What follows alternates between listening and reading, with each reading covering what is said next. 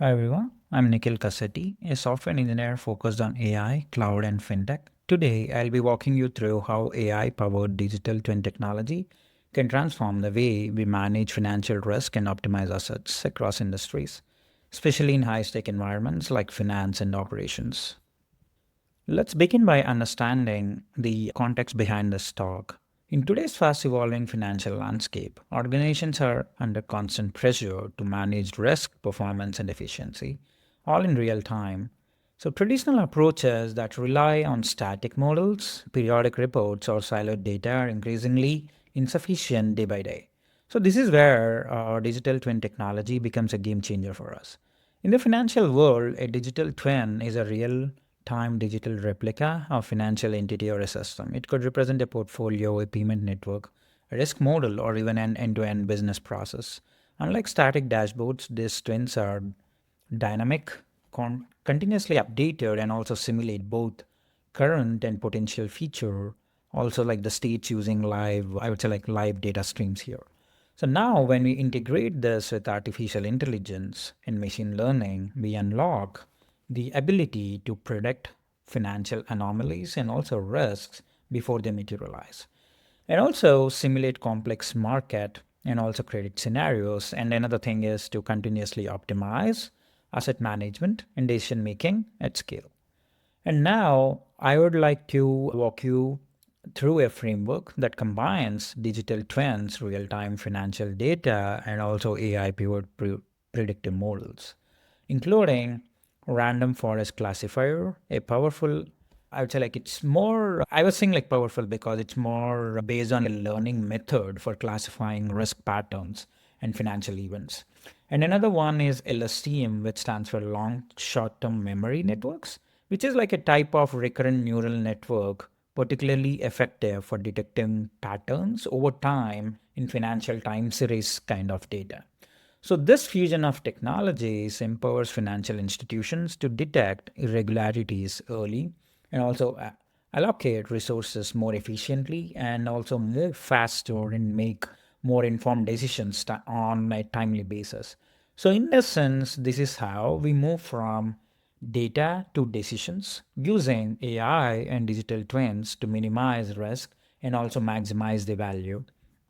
Coming to the background, what we are trying to do here is it's like a more of a concept evolved, and why it matters today in regular finance is the most important. So now getting there, digital twins began in aerospace and manufacturing, I would say as digital replicas of physical assets that initially helped simulate and monitor improve their behavior. But over time, the concept has evolved beyond the physical world. Today, we apply digital twin technology to finance to create virtual real time models of portfolios, customer segments, credit flows, and operation pipelines. These twins, as living financial models, continuously update using transactional behavior and also the market data. So now, when we pair this artificial intelligence and machine learning model, we unlock next level capabilities. That is more of like forecasting risk exposure before even they cause harm. And another thing is to detecting deviations in real time, like it can be like fraud or even the default risk, even that can happen within a twin of your actual financial system that you have created. So this shift reflects a broader trend, part of Industry 4.0 and FinTech 2.0, where traditional systems are giving away to automated, adaptive, and intelligent infrastructures here. So I'd say instead of reacting after risks or inefficiencies appear, organizations can use digital twins to anticipate and also act ahead of time. So now there obviously for everything that we work on, there's always like problems that we come across. So looking at the problem statement and objectives that we would like to identify as part of this talk are presented in the next slide. So before we explore the full architecture and the process that's been done as part of this overall digital twin technology, let's define the core problem that we are trying to solve here. So most financial systems today still rely on after the fact analysis, whether it's like risk scoring, asset performance tracking, or operational reporting as well. So these systems operate in silos. Like there's always like a blind spot and also delayed reactions in critical moments. So even where digital twin models exist, they're usually static, fragmented, and also like it can be domain specific most of the time. The most often things that they lack here are like real-time adaptability and also like seamless integration with live financial data streams, and also the intelligence to learn, evolve, and optimize themselves over time. And also when these financial activities are interconnected, so they form credit risk to liquidity management and also asset performance of regulatory compliance. So to address this, our objective is to build an AI powered digital twin framework that brings real time awareness across financial systems and also ML driven insights through models like RFC and LSTM that I have discussed earlier. And the ability to simulate and respond to scenarios proactively, whether it's fraud detection, market shifts, or like asset refinancing, everything can be more likely processed with some good data collection and how we pre-process the data. So that is something we can look into the next slide. So coming to the data collection and pre-processing, let me walk you through how the data processing or overall collection can help data with our digital twin models. I would say more of help in a real-time financial data streams. So we begin by tapping into real-time financial data streams, which include transactional data from payments, loans, and trades. So portfolio level metrics, like if you say the portfolio level metrics, there are a lot more risk involved in that, like exposure, risk scores, and also a lot of fluctuations. So coming to the indicators where we can identify this, look, there are always like liquidity indicators, both internal, which I can say like reserve ratios, and external like funding availability. These are like some of the financial data that we need to collect as well. And coming to the market data, such as volatility, interest rates, or economic sentiment indexes pulled from a lot of different APIs are also collected, and which is very critical for us. So, as part of the data cleaning process or like pre-processing, the first step is to conduct data cleaning, handle missing records, and also detect anomalies like spike in transaction volume that may be a system error, or like it can be also resolving formatting mismatches. In general, like it can be like a lot more anomalies too. So then we perform normalization and feature scaling so that all inputs are aligned in a comparable range, which is crucial for most machine learning models like random forests or LSTMs to learn accurately and efficiently. So coming to the proposed framework, this is like a proposed framework which are like step by step done in a defined way to get the overall data cleaning and also the pre-processing. As we see, this slide shows that end-to-end architecture of the AI powered digital twin framework tailored for financial risk management and asset optimization. Here we see how the data collection happens. So the data collection begins by collecting real-time financial data. So that happened from core systems, like as mentioned, like payments, loans, credit platforms, and also the market feeds, interest rates, volatility indexes, and also APIs and third-party providers, which can provide compliance updates and also the sentiment signals. So this serves as the foundation for understanding live financial behavior and risk exposures or outliers that we can always look for. After this, we do the data cleaning to correct or exclude all the flawed records. So this is where the cleanup happens. And now and the next step is to normalize to this, like align different scales, crucial for training reliable models that we were discussing in the previous slides. So the next step is the feature engineering. This is where the extract of predictive indicators happen. So rolling averages or transactional patterns or like liquidity shifts over time, anomalies in portfolio drift or credit realization, and also like synthetic risk flags based on learned thresholds also happen in the feature engineering step. And then we do the digital twin model development. Here, a real-time enhanced digital replica of a financial system that has like portfolio manager, credit underwriting flow, or fraud detection pipeline. These kind of pipelines are built here. So this twin evolves continuously as new data arrives. and it gets integrated with the financial telemetry instead of the physical systems. And also simulations of cash flow and also like market turbulence can also be monitored. And as said, these ML models are trained on historical plus streaming data. So now when we see this, random forest are used for rule-based risk classification, and like LSTM is used for time series predictions. Example, market response, which happens over the time. And also like we use SVM model for separating risk tiers at different levels. And we use autoencoders for anomaly detection without labeled data.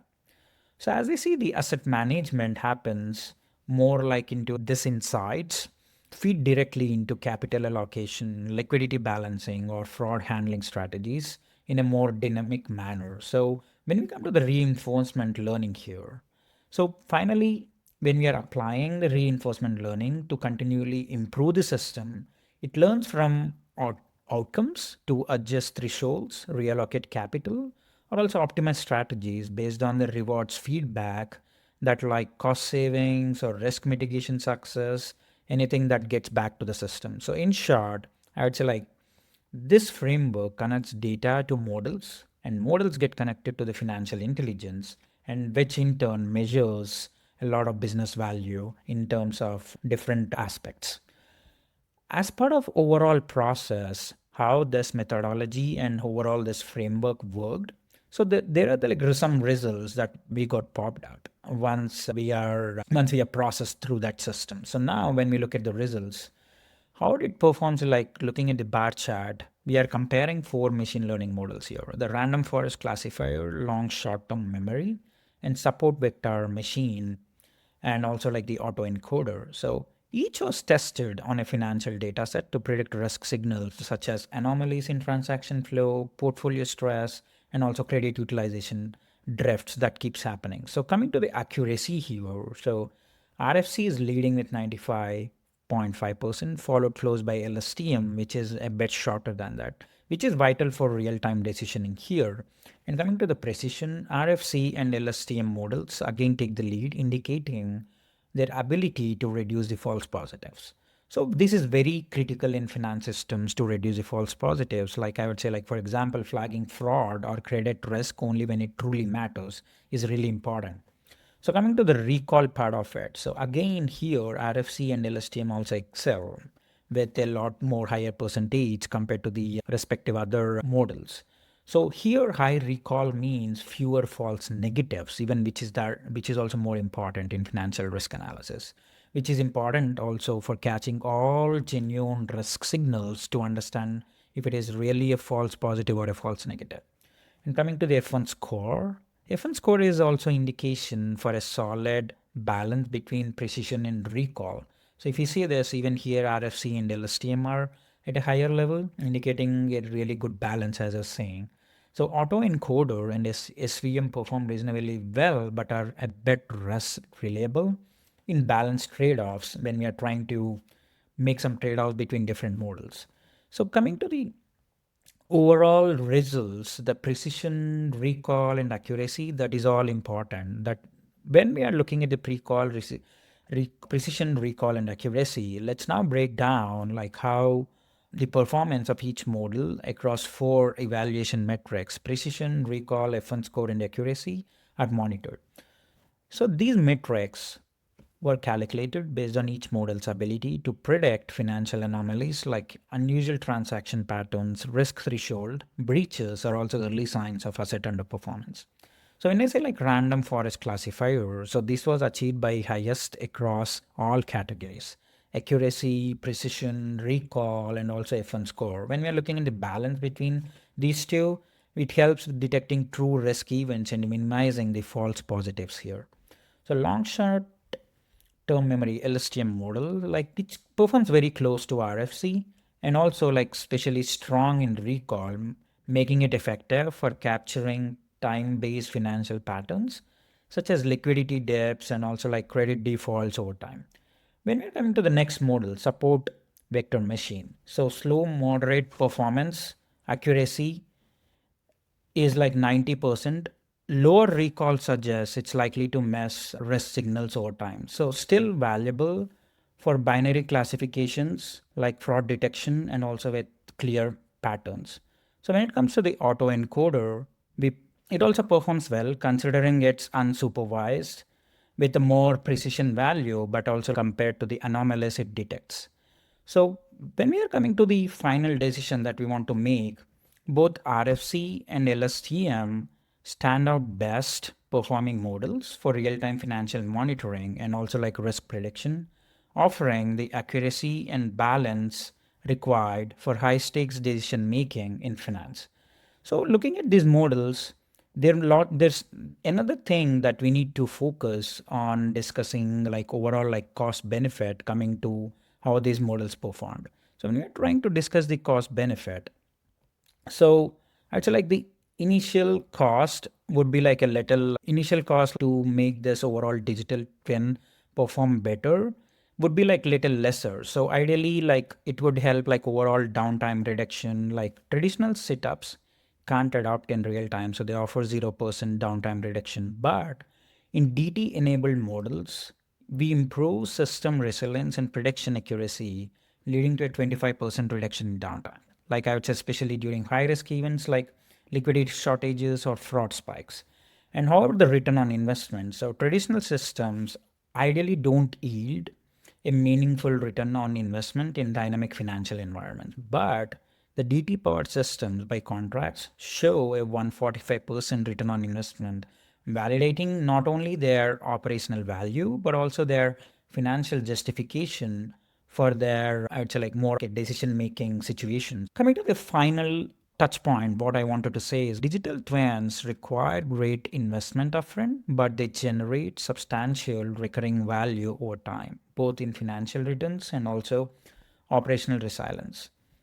So, to wrap up, the digital twin framework clearly demonstrates how AI integrated systems with digital twins can elevate financial systems by making them more predictive, responsive, and also resilient.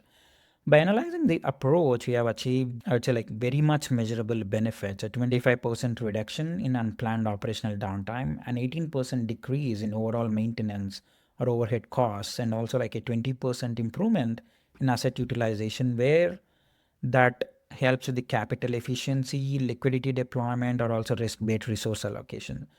This is possible just that we are not just monitoring system anymore. We are modeling them intelligently in real time. So when I say the random forest and long short term memory models, we are able to generate high confidence predictions and simulations. These predictions directly support strategic decisions from mitigation also to portfolio rebalancing or also liquidity allocation. So as a result, we have seen like 145% return on investment, which proves that it isn't just a technical win, but also it's a financial one. And also these intelligent systems also enable real-time visibility and automated scenario planning, which helps financial institutions take action a bit early, avoiding crisis, and also can definitely improve the performance. However, as the challenges remain, the scalability is still across large multi-layered financial systems, right? And the real-time synchronization, especially when integrating diverse data sources, it gets a little difficult, but it's still manageable. System compatibility is also how well the system is compatible with the legacy infrastructure. That is one thing to really consider here, as these are more of like a solvable problems and they don't really point to the need for continued innovation in cross-functional collaboration to unlock the full potential of AI powered digital twins in finance. The future of financial resilience lies in more of moving from static reporting to living learning systems, and here the digital twins powered by AI are really the bridge that can get us there. Thank you so much for the attention. I'm all good and open to answer any questions that you have here today.